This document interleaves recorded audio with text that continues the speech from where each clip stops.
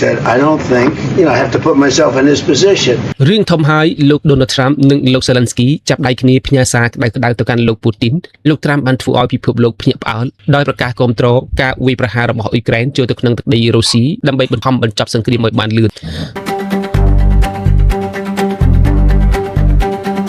ប្រិមិត្តទស្សនិកជនមកកាន់នីតិព័ត៌មានអន្តរជាតិមហាអំណាចសហរដ្ឋអាមេរិកនិងប្រទេសអ៊ុយក្រែនកំពុងតែផ្ញើសាររួមគ្នាដល់កក្រើកនិងក្តៅគគុកបំផុតមួយទៅកាន់លោក Vladimir Putin នៅក្នុងវិមានក្រឹមឡាននៅក្នុងសន្និសីទសារព័ត៌មានរួមគ្នាជាប្រវត្តិសាស្ត្រមួយដែលពិភពលោកកំពុងតាមដានដោយមិនដាក់ភ្នែក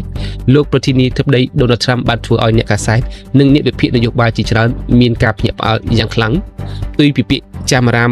បន្លកមកលោក Trump បានប្រកាសយ៉ាងច្បាស់ថាទំនាក់ទំនងរវាងលោកនិងប្រធានាធិបតីអ៊ុយក្រែនលោក Volodymyr Zelensky ពេលនេះគឺទទួលបានភាពល្អប្រសើរយ៉ាងខ្លាំងនិងមានភាពស្អិតរមួតជាងពេលណាទាំងអស់ឆ្លើយតបទៅនឹងការលើកឡើងនេះលោក Zelensky បានញញឹមនិងនិយាយយ៉ាងមានអត្ថន័យថានេះមិនមែនជាទីបញ្ចប់នោះទេចំណែកឯលោក Trump ក៏បានតបវិញភ្លាមប្រកបដោយទំនុកចិត្តថាតើការចាប់ផ្ដើមនោះគឺជារឿងអ្វីទៅអ្វីដែលកាន់តែធ្វើឲ្យពិភពលោកចាប់អារម្មណ៍ខ្លាំងបំផុតនិងជារបបថ្មីនៃសង្គ្រាមនោះគឺការផ្លាស់ប្ដូរជំហរទាំងស្រុងរបស់លោក Donald Trump ទៅលើការបើកភ្លើងបៃតងឲ្យអ៊ុយក្រែនវាយប្រហារចូលជ្រៅទៅក្នុងទឹកដីរុស្ស៊ីកន្លងមកសហរដ្ឋអាមេរិកតែងតែមានភាពស្ទាក់ស្ទើរប៉ុន្តែពេលនេះលោក Trump បានទទួលស្គាល់ដោយបើកជំហរថា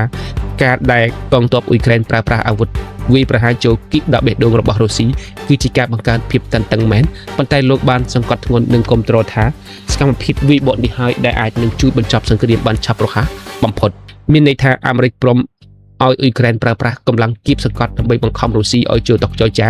ការបើកដៃបែបនេះនឹងធ្វើឲ្យរោងចក្រយោធានិងមូលដ្ឋានទ័ពអាកាសរុស្ស៊ីកាន់តែគ្មានសុវត្ថិភាពបងប្អូនទស្សនិកជនរឿងដែលកាន់តែអស្ចារ្យនិងនឹកស្មានបណ្ដាលមួយទៀតនោះគឺលោក Donald Trump បានទំនាយដំណឹងសម្ងាត់ដ៏មហិមាមួយដែលធ្វើឲ្យមេទ័ពរុស្ស៊ីត្រូវតែឈឺក្បាលវល់មុខលោកបានបញ្ជាក់ថារដ្ឋាភិបាលសហរដ្ឋអាមេរិកអាចនឹងធ្វើការផ្ទេរបច្ចេកវិទ្យាដោយផ្ដល់សិទ្ធិអាជ្ញាប័ណ្ណឲ្យប្រទេសអ៊ុយក្រែនអាចបើករោងចក្រនិងផលិតប្រព័ន្ធមីស៊ីលការពារដែនអាកាស Patriot ដោយខ្លួនឯងផ្ទាល់តែម្ដងទៅលើទឹកដីអ៊ុយក្រែនសូមជម្រាបថាប្រព័ន្ធមីស៊ីល Patriot គឺជាកម្ពុជាខែការពារដែនអាកាសដ៏មានតម្លៃរាប់ពាន់លានដុល្លារ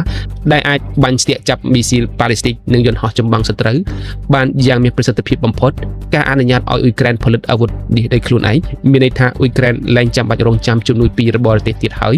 ពួកគេនឹងមានគ្រាប់មីស៊ីលបាញ់ស្ទាក់គ្មានថ្ងៃអស់ដែលនេះគឺជាការគ្រប់គ្រងយុទ្ធសាស្ត្ររយៈពេលវែងដ៏អស្ចារ្យបំផុតពីសហរដ្ឋអាមេរិកទន្ទឹមនឹងការផ្ដល់បច្ចេកវិទ្យាទំនើបលោក Trump ក៏បានកោតសរសើរបណ្ដាច់ពីមាត់ចំពោះសមត្ថភាពច្នៃប្រឌិតនិងការផលិតយន្តហោះដ្រូនរបស់អ៊ុយក្រែនផងដែរលោកបានហៅប្រជាជនអ៊ុយក្រែនថាជាមនុស្សដែលមានទេពកោសល្យខ្ពស់បំផុតក្នុងការកែច្នៃអាវុធសាមញ្ញឲ្យក្លាយទៅជាអាវុធមហាប្រឡាយប៉ុន្តែអ្វីដែលធ្វើឲ្យអ្នកចូលរួមសន្និសីទផ្ទុះសំណាយក្អាកក្អាយនោះគឺនៅពេលដែលអ្នកកាសែតម្នាក់បានសួរសំណួរទៅកាន់លោក Zelensky ថាតើលោកនឹងមានគម្រោងធ្វើដំណើរទៅទីក្រុង Moscow ដែរឬទេលោក Zelensky បានឆ្លើយតបយ៉ាងរហ័សបែបលេងសើចនិងបញ្ចា